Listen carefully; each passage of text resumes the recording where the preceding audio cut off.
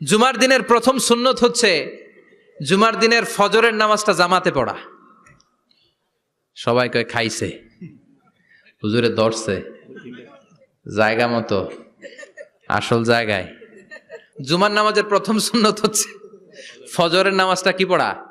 জামাতে। আফদালুস সালাওয়াত ইনদাল্লাহি সালাতুল ফাজরি ফি ইয়াউমিল জুমআতি ফি জামাআ। বিশ্বনবী বললেন জুমার নামাজের 15টা সুন্নত মুখস্থ রাখতে হবে। 1 নাম্বার সুন্নত ফজরের সালাত জামাতে পড়তে হবে। 2 নামাজ মুনাফিকদের কাছে সবচেয়ে কঠিন, একটা হচ্ছে ফজরের নামাজ আর একটা এশার নামাজ। এক আলেমকে জিজ্ঞেস করা হলো ফজরের বাতাসটা এত ঠান্ডা আর স্নিগ্ধ কেন? আলেম উত্তর দিয়েছিল, কারণ ফজরের বাতাসে মুনাফিকদের নাকের দুর্গন্ধ মিশে না। ফজরের বাতাসটা স্নিগ্ধ, ফজরের সময় আল্লাহওয়ালাদের আনাগোনা, মুসল্লিদের আনাগোনা, ইসলামের পক্ষের শক্তির আনাগোনা। চিল্লায় বলেন ঠিক কিনা?